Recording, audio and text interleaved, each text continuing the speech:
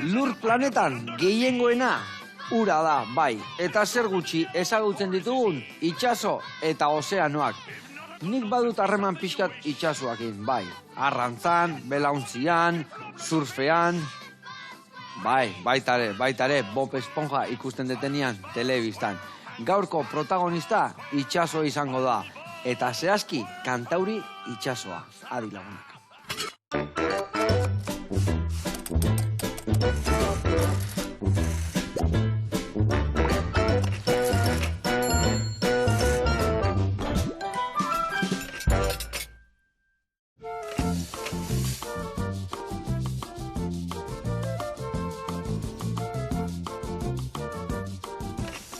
Kaixo lagunak eta Xabier Mina ongi etorri.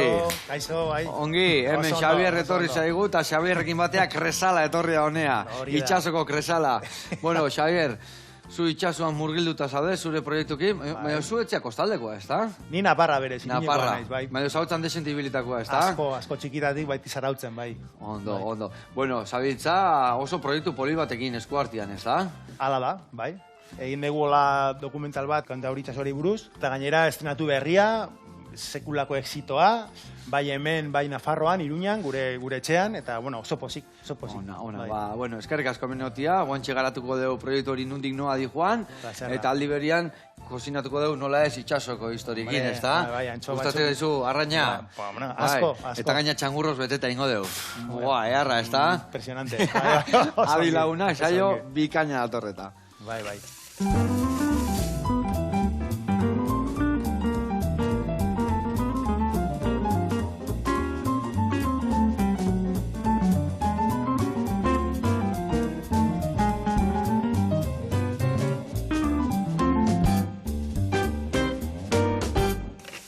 Bueno, lagunak eta Xabier, garatuko izuet pausuz, nondin dira biliko gean, antxua prestatzeko garaian.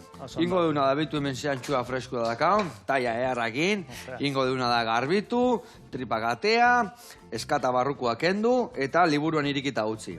Perfecto. Ze ingo deu? Bete. Nola beteko deu? Txangurrokin.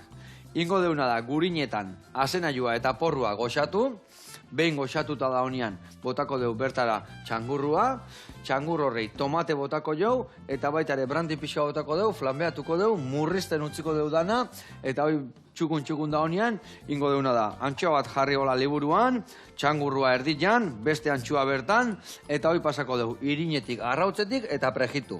Oso ondo. Eta ingo deu saltxa bat. Oso erresa. Hemen, nola soberan gehatuko zaigun betegarria, betegarri hori nastuko deu, arrai saldakin eta esnegainakin, birrinduko deu, irekin bat emango diau, eta hori izango da saltxa, erabiliko deuna. Eta hori gutxi balitz, hemen dakau, kuiatxua eta azenarioa, juliana mostuko ditugu, salteatuko ditugu oliotan, eta lagungarri jarriko jo antxuai. Ados? Osongi. Bueno, hau esan da, lanian jarri behar geha, ni antxua garbitzen jarriko naiz, eta zuk adibidez, behitu, azenaio hau zuritu. Vale? Eta gero porruare bainik garbituko zu, eta txikituko dugu, goxatzen jarteko lapikoan, vale? Oso ongi. Bueno, hau esan da, mingaina eman behar dio, eta zure proiektua deskubritu, eta zure nundik noakoak. Bueno, azteko eta behin, Xabier, zin da zure ogibidia? Ni berez irakaslea naiz. Irakaslea zen, vale? Iruñeko ikastetxe batean, bai. Eta han ematen ditut biologia eta geologia klaseak. Zuri gailuan ezu hau? Hobeto moldatuko zea? Ba, honekin, bai. Oso ondo. Eta... Naparraek eta zer gauzakin moldatzek. Bueno, ba hori, ni irakaslea naiz ikastetxe batean. Eta, bueno, aspaldi hasi nintzen hasieran argazkiak egiten, eta azkenengo urtetan baita bideoak eta egiten. Eta askotan, ikusi izan nuen, ikasleak hasteko modu bat bazela, oso egokia, lehenengo 5 minututan, bideotxo bat jartzea, biologiako edukiekin hasi baino, ez? Hasi baino lehen. Eta kontua da, ikusi nuela, nire bideoak zirenean, gustatzen zitzaiola ikasleei, eta saltsan sartzen zirela, arreta gehiago jartzen zutela, eta gero, klasea emateko, zela oso bide egokia, ez? Pizkat bereien arreta bere genatzeko nahian, ez? Guztillo hartu diozu historia. Jarraitu genuen, eta azkenean, beste lagun batekin jarri ginen elkarrekin grabatzen, eta aurkeztu genuen bideoia profesional bat egiteko naia, produktura bati, eta atea zan. Eta horretan egon gara, azkenengo hilabete eta urteetan. Vale. Eta horratea da, kantauri proiektua, ez da? Hori da. Dala, dokumental bat, esango genuke? Hobeto ezagutzeko zuek, ingo deuna da, trailerra ikusi. Ados? Perfecto, oso Venga, ondo. guazen ikustea. Kantauri, kantuan itsasoa, bereak dira gure taupadak.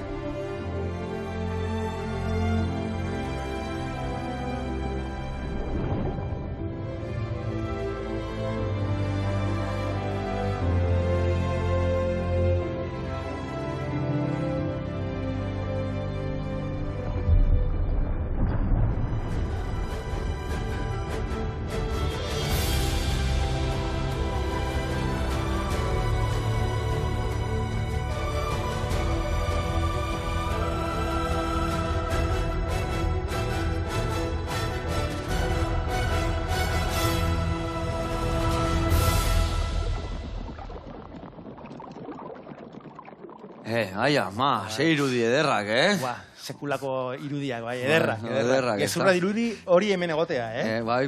Eta danak zuk hartutako irudiak dira? Bueno, gara urazpian ibile gara bi lagun, ni eta Isaias Cruz, biak egon gara, hola grabazioa egiten. Ze, ona, egenia polita izango ban bi hori grabatzen ibiltzea eta zai aldi berian, ez da?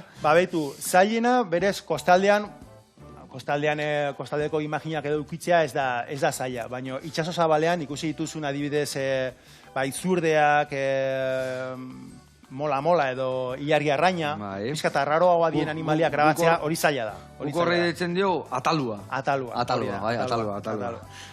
Kau, Nafarrok ez daukagu agian hainbeste iztegi, eta orduan badaukagu olako euskara batuako ilargi arraina. Baina ez da bater erresa, zeatikan zautzan erabatea esatea, hori jon bestea, mutrikun bestea, eta kostako herri bakoitzian, arrai berdinak igual izen desberdina daka, askotan, Bai, hala da.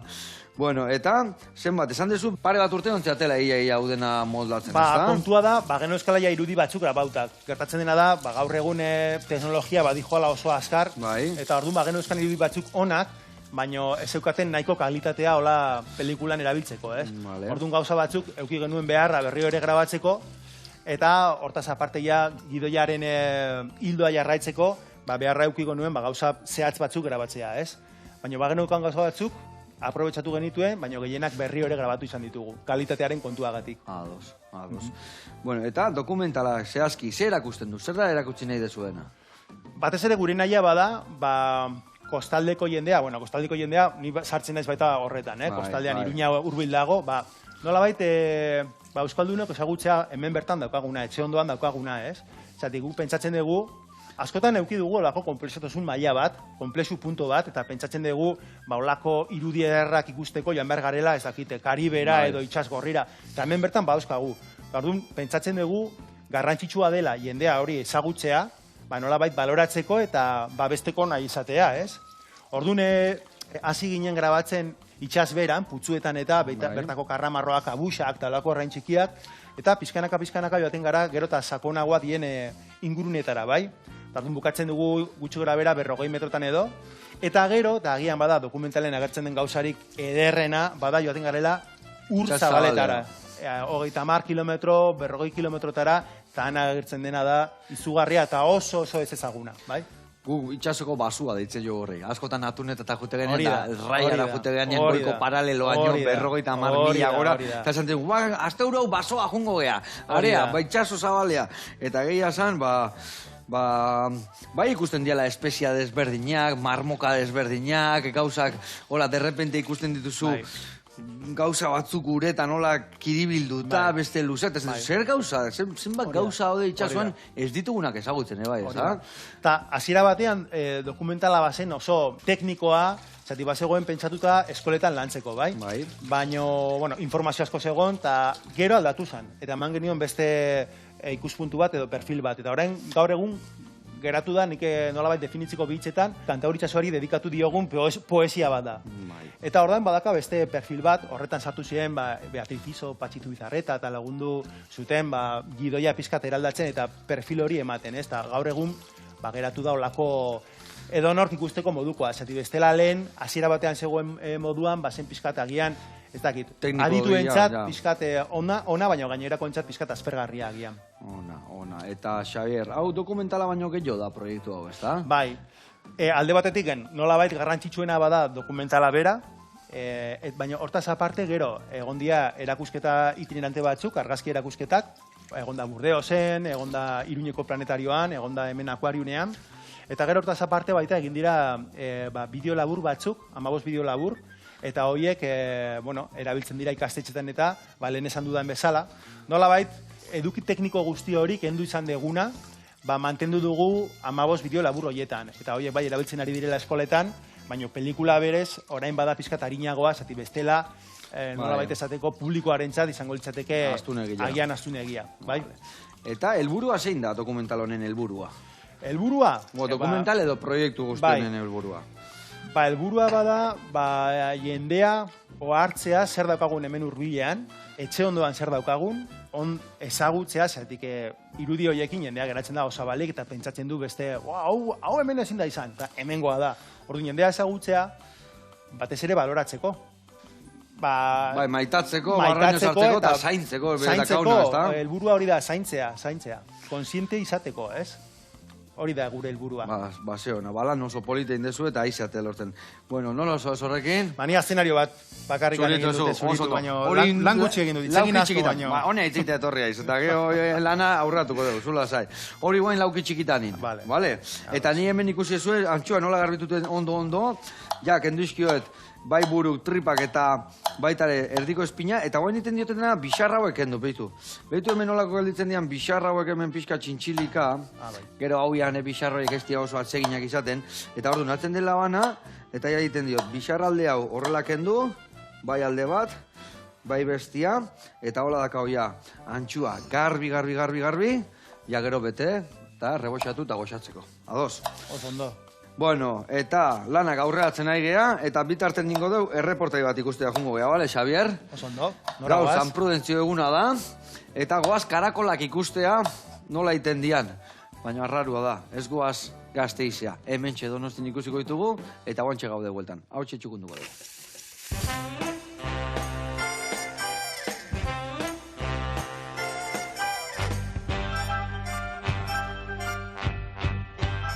Kaixo Gordion, Joseba, Idoia Etxeberria naiz, ongietorri gure etxera, Donostiko San Martineko Iñaki eta Jeni postura.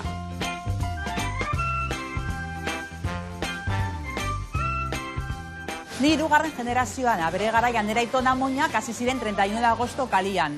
Behin nire aita eta osaba kondo erakutsita, San Martinen merkatuan postuak ireki zuten arategikoak. Geroseago nire ama, eta bertan ere zegoen nire osaba Iñaki Dorronsoro. Gaur nahi dio dela eman pixka bat, protagonismo pixka bat gehiago. Iñaki Goierrikua da. Donostia etorri zen lanea, eta handikan eta bere esperientzia hartuta, bere arategi jarri zuen baita San Martineko merkatuan. Denborarekin txikia gehatu zitzaion arategia eta txekorrak hastea erabaki zuen. Orduan, txekorrak hasi eta bertan saldu.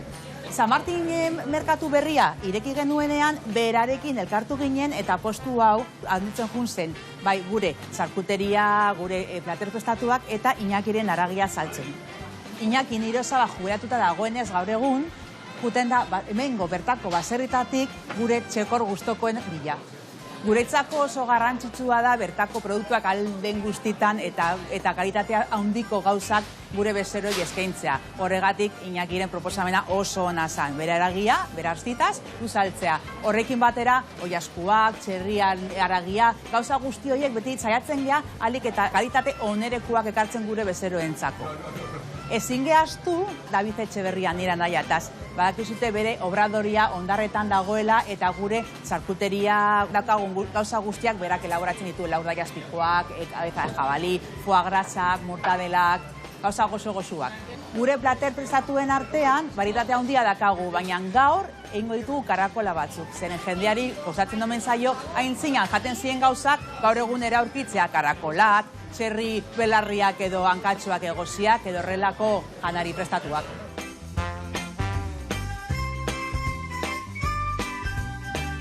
Bueno, dena prest dakagu gure karakolak prestatzeko. Oso rezeta erraza da. Karakolak ja egozitak etortzen dira. Gaur egun ez geha jun behar belarretara hartzea, hor euria egiten duenean karakola, gu txikitan nire amonak egiten genuen bezala. Bakarrik behar duguna da ondo garbitu, hori bai. Tomati egoso bat, ja horretik egindakoa, Txorizua eta urdaki azpiko gozua, hemen gaina errazakagu, zenean beste saltzen dugu, edozein punta irebirikona edo, baina, bueno, edozein txorizo, edozein urdaki azpiko gozua, ondotorriko zaigu. Barazkiak, tipula, piper gorria, piper perderea. Kaiena pare bat, nahi behar zute pikantia, naturala, biak edozein gozutan. Lehenengo errefritua egin barazkianak, egia da jende guztia etortzen dela gure karakolak erostea, zen azkenian juten dia agoz enteratzen saltzen ditugula, ez dela gauza bat sarrunta. Bino, bai, helduak sorpresara ematen dute bere betiko platera eukitzea aukeran, eta gazteak ere entzunda eta ikusita zen gozuak esaten dutela daudela, bakoratzen juten dira, eta gehiazan harrera oso ona dakate. Bueno, barazkia ja potxatutak daude, así que egituko diogu kaiena pare bat, gu naturala botako diogu, baina pikantea ere aukera da, eta txorizo eta jamoia. Gu behin karakola prestatuta auki egiten ditugu abatedorian ostu, eta behin ostutak egiten ditugu utxean jarri, bai kiloko paketetan, eta 300 gramo antzerako paketetxuetan. Guzti egiten dugu pasterizatu. Eta baita ere dakagu aukera, gure mostradorian, bakoitza nahi duena momentuan hartzeko. Eta gero ja tomatia. Dena ondo nazten denean, ordu erditxo bat, hor plot-plot zapore guztiak hor nazten, gero ja karakolak erantzi, eta beste baden gora, hor plot-plot egiten, zapore guztiak ondo nazteko. Gure bezeroak munduko berenak, ez naz nekatzen inoiz esateaz. Betiko jendia, eta zorionez baita ere jende berria badator. Kanpotar asko daude, Donosti erdian gaude, hasi que kanpotar asko dago hiri hontan, hasi que asko etortzen dira hemendikan, probintziako bezero pila badakagu, baita auzokuak eta hemen hiri berrikoak baita ere. Ona hemen ja gure karakolak, badakizute, bai granela eramateko gure kazuelatik mostradorean, edo pasterizatuak razioka. Badakizute, Iñaki eta Jene San Martineko merkatuan, 1000 esker eta nire esker arte. Hau, paidoia, gora San Martineko merkatua, eta hoi dakazuen postu eharra. Zenba gauza ititu zuen, ze onak, ze haragi, eta ze ondo zaitzen dezuen jendia. Horrela jarraitu, eta muxo handi bat hemendikan. Bezarkada bat, ikusiko gea. Bueno, gugurian jarraitu bihar deu. Hemen, induduna da, txikitu ondo azena joan, guain porrua txikitu berdet, eta gurinetan goxatzen jarri berdeu.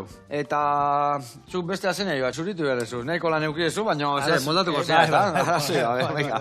Eta hori izdeu lauki txikitan ningo hemen dindun bezala baizik. Eta gero, Juliana moztuko dugu, nola, makiltxotan jarriko dugu, bale? Luzera guztia edo erdibana? Erditikan moztu, gero erditikan, eta erditikan. Baina erditikan luze aska, gero, Aurrenengo goiti bera eta bestia luze aska. Bueno, hoi zure kontu, ni porruakin jarriko naiz, eta, erakutsi horrekarri ezun kamera berezi hori, erakutsi, ze gauza eharra. Horrekin, boi zer dia, bombilak dia, piztu iten dia urazpian? Bai, hau dia fokoak, zatik gazpian, hemen gainera Euskal Herrian bakizu kantori itxasuan argi gehiegi ez dela iristen. Bai, geiztezea eta segituan iluna da. Hori da, orduan, bueno, baldin bagaude apnean, zatik gauza asko grabatu ditugu apnean baldin bagaude ez dira beharrezkoak, baina ja sartzen garenean, botilekin 10 metrotik aurrea ja erabiltzen ditugu argi artifizialak. Apnean esaten dunean da bombona gabe, arnaz hartu eta zuen arnazakin, ez da? Mona. Datu bitxi bat. Dokumentaran agertzen den emakumea, Marta Gil, bauka errekorra, nazionala, eta jaisten da apnean 80 metrotara. 80 metrotara jaisten da. Iru piztina. 80 metro. Aia, ama. Eta berarekin grabatu deguna izan da fokorik gabe, zatik eunden beti apnean, ez? Gainazalean, gu jaisten gara 10 metrotara, 5 metrotara, baina ez 80 metrotara. Baina bai, 80 metrotan gaudenean, olagarruak edo, bueno, edo zen gauza edo giroa edo grabatzen, erabiltzen ditugu fokoak. Orduan, hau da difusorea, zatik bestela batzutan irudia erretzen da pizkat, orduan honek egiten duena da, argia pizka bat difuminatu, bai? Eta hemen barnean badago kamera. Eta bestia ojo de pez, deitzen dana, no? Bai, hau da lentea ojo de pez, eta orduan horren badaka gran angularra jarrita, eta izango litzateke irudia handia grabatzeko. Gero nahi badugu gauzaren bat, adibidez, Puntuala eszenarioaren zehaztasuna grabatu nahi bat baitugu, hartuko genuke lente makro bat, ez? Vale. Baina gehienetan itxaso zabalean joaten gara gran angularrekin, bai? Eta hor, zenbat metrotatik bera ja jartzen da eia iuna? Zeratikan, eguzkia ondare goian eta egun sentia izan dare, hor 30 metrora oleiztezen hor argia juten hasten da, ez da? Grabatzeko bai. Grabatzeko 10 metrotik aurrera berdezu argia. Baina zuk ikusteko, dagoena ikusteko, bueno, egia esan da, ni ez naiz egon, ni maksimoa, baina ez itxaso honetan. Itxaso honetan maksimoa egon naiz 45 metro ingurutan. Eta han ikusten dezu dagoena ikusten da, baina ez da kaso argirik grabatzeko, ez da kaso argirik. Koloreak galtzen dira. Orduan berdezu argi artifiziala koloreak ikusteko. Orduan adibidez, dokumentalan ikusten diren batzutan nudibrankioak, babosen antzekoak, badozkate oso kolore elektrikoak, biziak, urdina, horia, kolore horiek ikusi alizateko, berdezu argi artifiziala. Zati bestela ikusten da marroizka, berdezka, eta ez da nabaritzen. Ez da impolita ikusten. Ados. Eta, zer da gauza bitxiena topatu ezuna hemen esaten zura? Ia, enekin ez dago hemen zeonikan. Obanekin ez detin juz ikusi. Agian, ederrena, gainera, esan genezake dokumentalean badago momentu bat, gorena agian izan daiteke, eta ikusten da antxoa, ikusten dira antxoak, baina antxoaren bolak eukiko zuen, ez dakit, ari naiz pentsatzen Iruñeko Gazteluen Parantzan, sekulako bola ondia, baina oso ondia.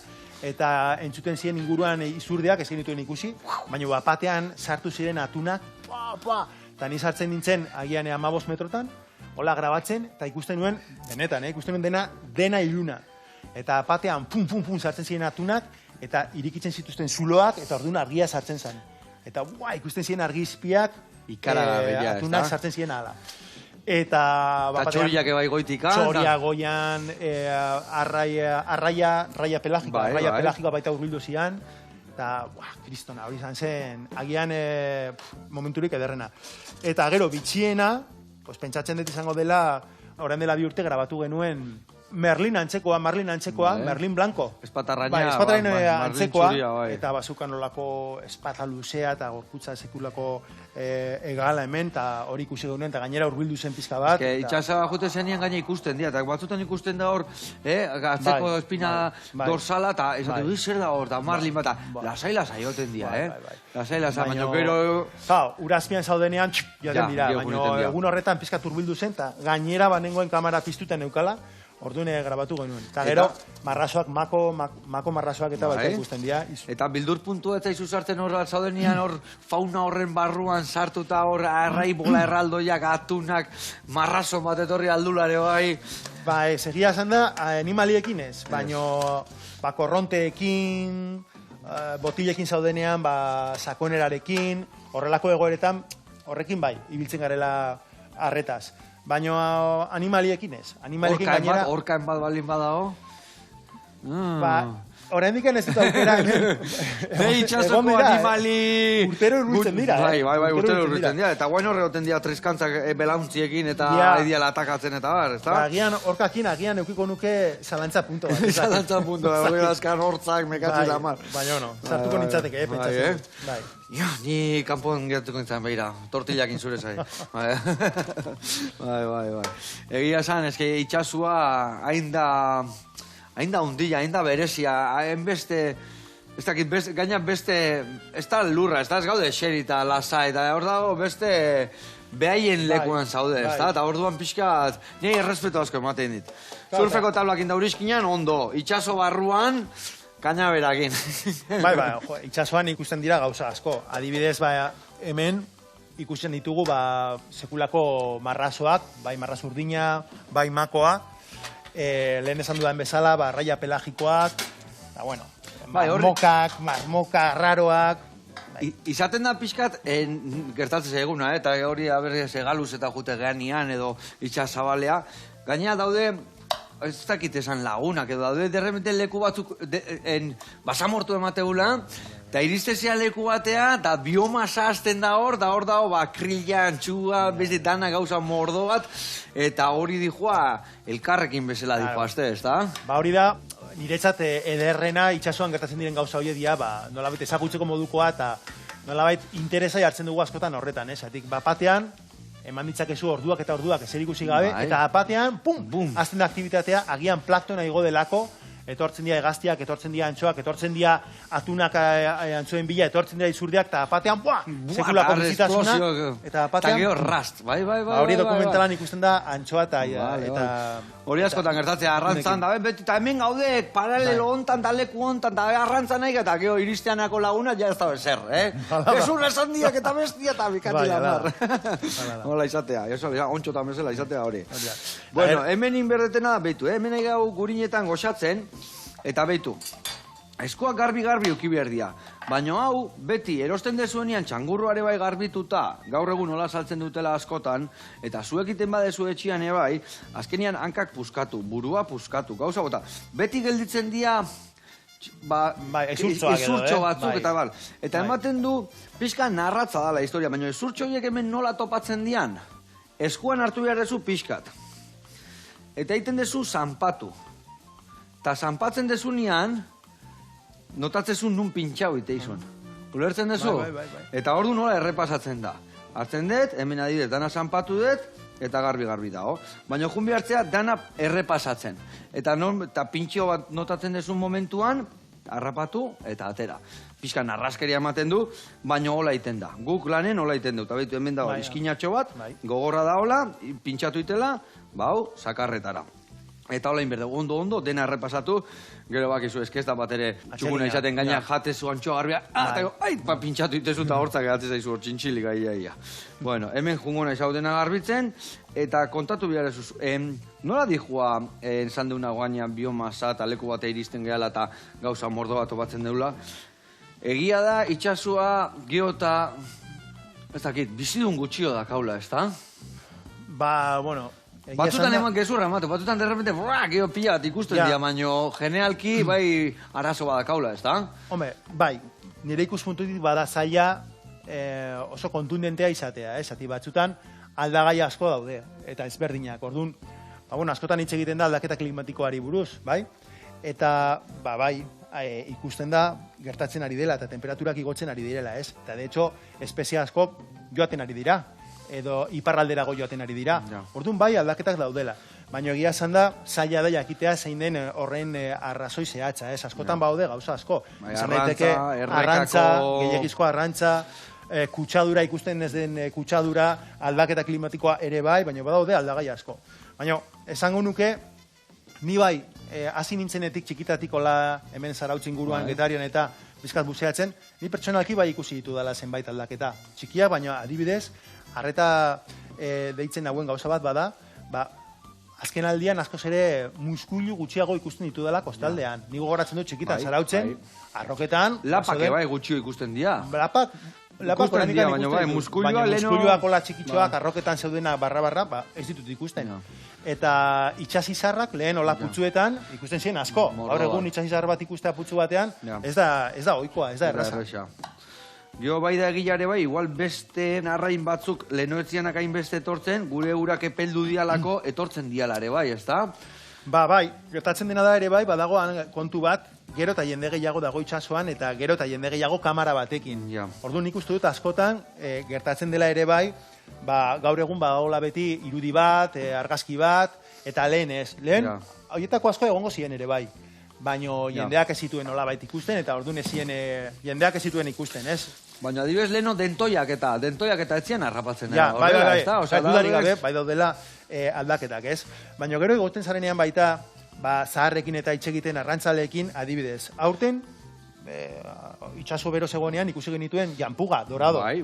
Mordo bat, ez? Bai, eta ja bazeuden 15 urte hola etziala etortzen, ez da? Ni txikitan harrapatutan, aitakin arrantzan. Baina gero jendeak, behitu janpuga, inoiz ez deura harrapatu. Eta ni guen dela 20-15 urte harrapatzen genitun. Baina igual daude zikluak, bai, ez da? Horregatik handi jo, zati badaude zikluak, dudarik gabe aldaketa klimatikoarena horrela bada, ez? Baina askotan baita jendeak, ikusi behar da, zatik esan duzu bezala baude zikloak eta gauzak aldatzen dira modu naturalean ere bai. Baina, zaila da batzutan jakitea. Baina, argi dago, nolabait sekulako zerrazkiak egiten ditugula gizakiok itsasoan, eta hori argi dago, ez da hori... Egia esan, bai, aldaketa klimatikoa daola, ura gero eta pelo daola, aldatzen nahi da, gero zenba zabor sortzen deun, baina gero egia da antxuan geldiunien zuenian, ez da? Zenba notatu da nola geldiune horiek itxasoak ze potentzia eta ze indarra dakan berreskuratzeko. Baina pixkat igual gehiago kudeatu behar dugu eta ondo fijatu gehiago eta gehiago ideala egiten, zer noiz arrantzatu, ze sasoitan ez, gehiago igual ni pentsatzen dut ziklo hori antxuan aintzan bezala, inbiarko zala beste arraietan ere, bai, ez da? Bai, jarri duzun adibidea bada oso ona. De hecho, nik naturaren kudeaketari buruz hitz egiten dugunean jartzen dut adibide hau. Zatik egia da, nolabait arrantza gelditu zenean, berreskurapena izan zen sekulako positiboa, ez? Eta orduan, hortik geroztik jendea jarretu zuen agian, kantitate pixkat txikiago batean arrantzan, baina nolabait harrapaketak denboran egin zituzten pixkat zabaldu. Orduan baita, merkatuaren presioa mantendu zen altua, zatik lehen agian harrapatzen zuten arraina zegoela, dana aldu, txikilla, undilla, ertaina, dana barroa sartu. Orduan presioa zuen egiten antxo asko zegoelako, baina orain egiten dute pixkat, hobe. Egiten dute presioa mantentzeko, harrapaketa horiek pixkat denboran zabaldu, eta orduan presioa mantentzen dira. Eta hasi barko gara agian beste espeziekin... batzutan etortzen dira oilarrak, etortzen dira ez dakizeta, dana arrautzaz beteta, eta eitzatzu, mikatxiz da, zeratikan sasoinotan ez du eusten behintzat arrautza botatzen gauza egiten, eta geho, berandu harrapatzen dugu, ez da? Paroi biologikoak egoten dira, ez dakite... Egoten dira, baina ezkenian igual ez dakit danak edo ondo onartzen ditugun, edo gero arrastrerokor daude, harrapatzen duten, ez da arrantza selektiboa, azkenian da harrapatzen du, eta ona, eta orduan horrek bere, justen bizitzan jun beharko gehala, kudeatzen pixkat gehiago, ez da? Bai, ala da. Arrantzatzeko modua, sare batek arditzake edozein arrain. Txikilla, undilla, ertaina da ona, aplastatu gaina erdilla, ez da? Bai, asko dago betzeko, dudari gabe, bai. Ala da. Bueno, nola zoaz horrekin? Pentsatzen du nahiko ongi, ez? Ezin jo beha, zeina joakin, bikain abil, bikain. Bueno, hemen indeuna da, behitu ja txangurro zeitxura dakan, hemen ja inbiar deuna da guain branditxua bota, berotzen danian zu pixkat emango jau, eta murrizten utziko dugu, gero antxua bete, prejitu, eta goxatzeko. A ber, pixkat bero gehiago, alkora oporatzen hasten dan, zu egin aldu, gutxi indu ez da. Bueno, indu, baina gutxi, baina bueno, nahikoa. Evaporatuko da alkola eta listo. Utziko duguna da, ondo murrizten, ontzi batean sartukoet eta untzikoet ostutzen gero ondo bete izateko. Eta ingo duguna da, bitartean beste reportai bat ikustea jungo gea. Ados? Ados. Eta zehazki jungo gea, lanperna jatetxera. Eta zein goigu gaurkoan? Txangurru bat Donostiarrerara. Kusiko zu eze gauzarra. Guazen bertara, guantxen gaude bueltan.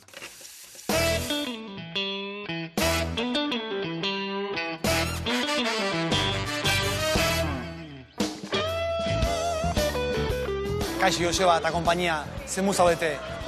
Gu gaurkoan ikusten duzuten bezala, lanperna jatetxean nobeadekin gatoz. Egia esan, azken hilabetetan lanperna berritu dugu, handitu dugu ere, kaleraino irtera dakago orain. Eta gaurkoan oso klasikoa den Donostiar errezeta bat aurkeztuko dizuet, gure eraraindakoa, beraz, guazen barrura.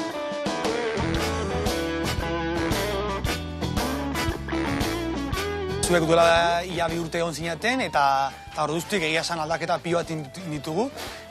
Batez ere duela hilabete batzuk ondoko lokala hartu genuen, eta obretan ibiligia, eta bain ja lanperna zabaldu dugu, eta bain ja kaleraino irtera dakagu, eta egia esan oso pozik gaudez, ja kaletik, Samartzea kaletik danak ikusten gaituzte, eta oain bisibilitate gehiago dakagu, eta gainera mai gehiago, beste barra bat, eta egia esan oso pozik.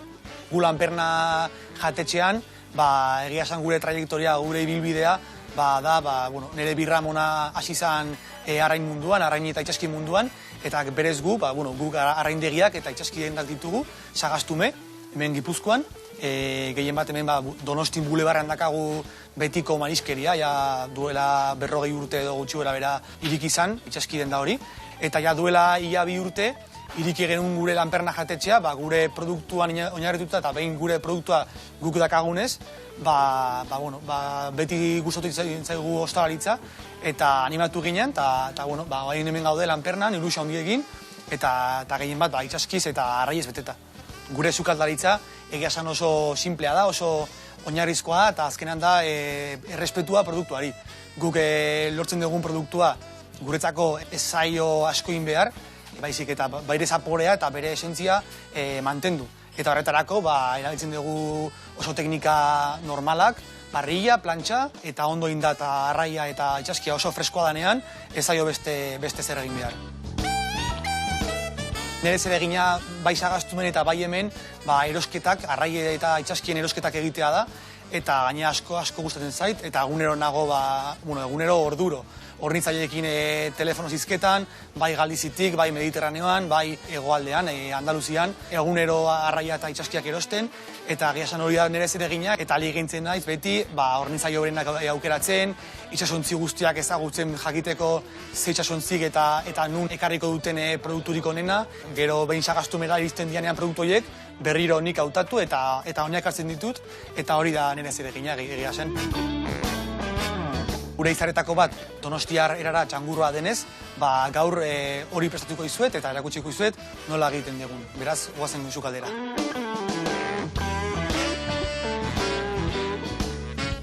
Ja, hemen dugu dena prest, hemen gaude Aitor, gure sukaldari marabilloso honekin, eta hemen ditugu gure osagai guztiak txangurro Donostiar erara egiteko, gure produktu izarretako bat, eta egia esan oso garrantzitsua da produktu honen errezeta ondo itea. Azkenean oso prozesu artisaua da. Txangurroa guk erosten dugu Frantzian, da Bretainako txangurroa. Guretzako bertan daude txangurruriko berenak, gainera bai sasoian gaude, beteago daude, beraz, probetxu gehiago daka. Sasoko uraztegia dugu goian, ondo hautatu, eta gero lehenengo egosi behar ditugu. Ur gazian, behin egosita, alde batera utziko dugu, errezeta osoarekin jarraitzeko.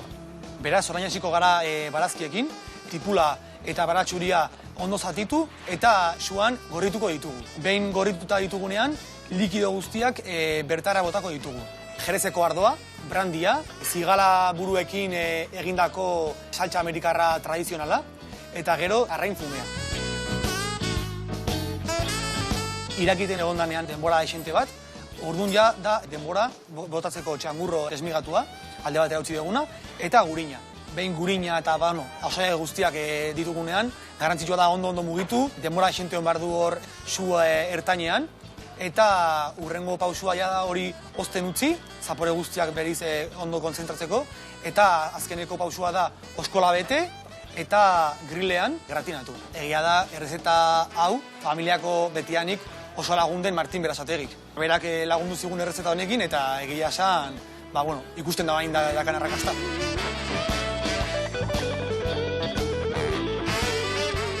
Bueno, Joseba eta konpainia, ja prest dugu gure errezeta, Donostia herriara txangurroa, eta hemen itxaroten zaituztegu, nahi zutenean, etortzeko, gonbiatu da zaudete. Lanperna jatetxean, hemen, San Martzel kalean. Mila esker. Aupa bikote eta gora txangurru hori, ai ama. Ze gauza hona dan, Itxaskila, landuta, tomatekin, geho, orandi pixkazki, hau da manjar bat. Eta lanpernan, hain ondo itezue, hendik eta hobeto. Eta bueno, gu hemen gabitza, hemen da gauna da. Azenailua eta kuyatxua dantzan, gero jartzeko platerian lagungarri bezala, bale. Beste alde, inbiar deuna da saltza. Ni hemen nahi nintzen betu, ja betetzen. Betu nola indeun, Hemen daka txangurruan nasketa prestatu deuna, ja murriztuta eta ostuta. Haina hemen jartzen horrela, pintxito baten iteko moduan. Eta behin, dakatenian ja, txangurrua horrela jarrita, iten diuna da, beste gainen jarri. Bale? Guain, gatza pixka botako jot, irina, arrautza eta prejitu. Ados? Txura garra, ez da? Txura garra, bai. Bueno, eta hemen, gelditu zaigunakin, inbiarrezu saltza prestatu. Ingozuna da, bertara bota, arraian salda, botako zu baitare esne gaina, eta botako zu honen Ni uste erdia nahikoa dakagula, bale? Beste erdia hor utziko dugu kroketa batzuk iteko, edo makarro jakin jateko gafian, edo zertako balio du horrek, Hori guztia. Hori guztia, bilak bota guztia eta horren erdia, bale? Birrindu ondo eta iragatzi. Bale, fin-fina gelditzeko. Venga, honei huelta batzuk ematen geldituko naiz, eta hasi behar naiz bai, hoiek bukatzen, bale.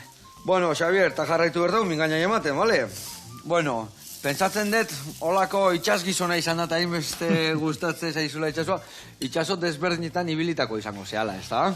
Bai, egon naiz leku ezberdinetan. Beti, naiz eta leku ezberdinetan egon, beti mantentzen dut holako hemen buseatzeko gogoa, Baina bai, egon naiz Pazifikoan, Karibe itxasoan, itxasgorrian, Afrikako hainbat lekutan, Argentinan, buseatzen ere bai, leku ezberdinetan, bai. Zer itxasok harritu dizu gehiena, o bai, izan da txundigarriena zuretzako? Ostras. Galdera zaila, segun zertako igual, ez da? Galdera zaila, zatik eske itxaso bakoitza badaka bere berezitasuna. Bere xarma, ez da? Bai, egia esan da, egon nintzenean orain dela urte batzuk, Patagonia aldean, urak ziren oso hotzak, baino zegoen fauna bazen oso ezberdina, oso berezia.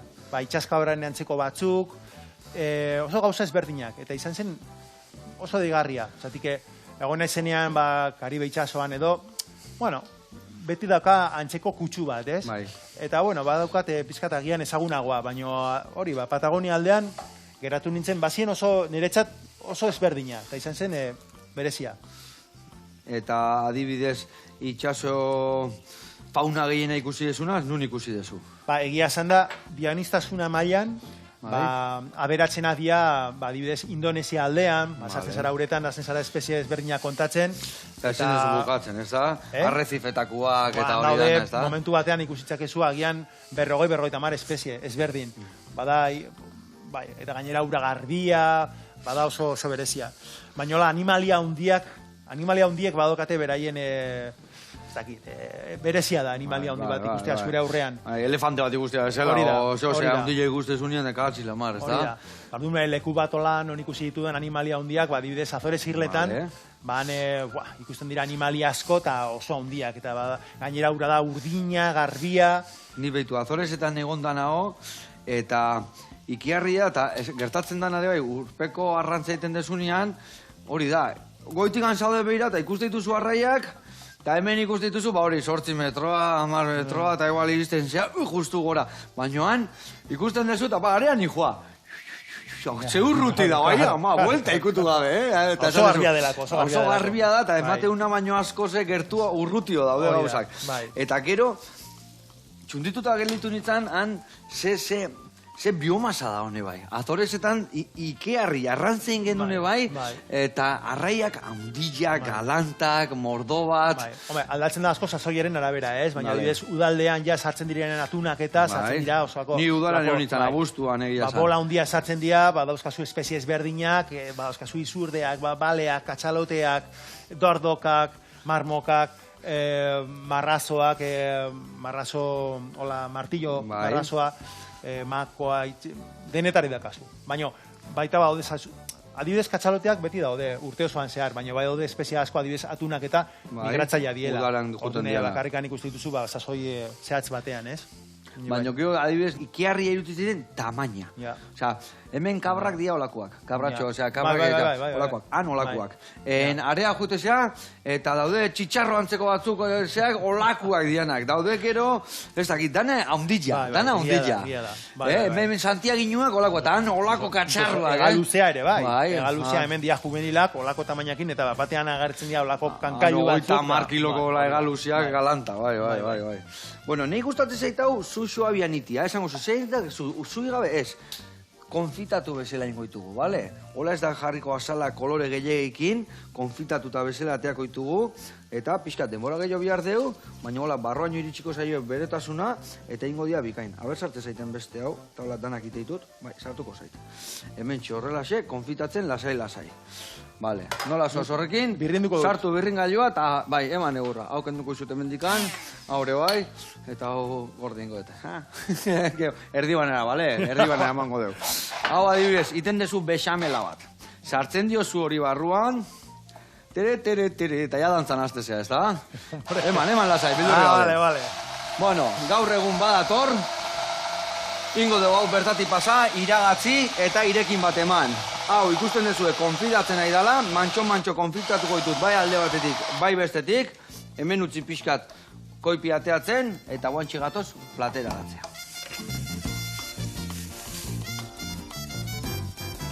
Bueno, lagunak, hemen txedakau ja salda iragatzita, behitu ze saltxa fine indeun, venga, horrela, xe. Behitu haue konfitatuta hola ze gauza eharra indeune, bai, Bai. Behitu, lehen da bizi jarriko jot, behitu, hau, dantzan daudela hemen, oetxo bat barazkina. Vale, hola. Ez que hain polita gelditu dira, pena matitela barazki gainetik botatzia, Ja. Horrela, xe. Vale, haure, listo. Eta bukatzeko hau, xe. Bueno, Xavier, zergatik junbiargea ikustea bai edo bai, dokumentala. Ba, ikusi behar zuen dokumentala. Kantauri dokumentala. Ikusi behar zuen, hemen etxe ondoan daukaguna hobe ezagutzeko, ez? Eta batez ere, ba, gozatzeko. Zatik, dudarik gabe, pasatuko duzue oso tarte ederra pelikula ikusten. Orduan, nik uste dute... Ondo pasa eta gaina ikasi ingo dugu, ez da? Ikasi, ondo pasa eta etxean daukaguna ezagutu. Eta gehiago maitatu eta zaindu. Hori da. Ona zeate. Bueno, behitu hemen ze platertxo indeun. Mil esker, etortze batik. Zuri. Guantxe txukun. Zuretzako guantxe prestatuko beste bat, Hauneria da. Vale. Hori da zuria eta gutzako bestia. Eskerrik asko horreteatik eta bihar arte lagunak.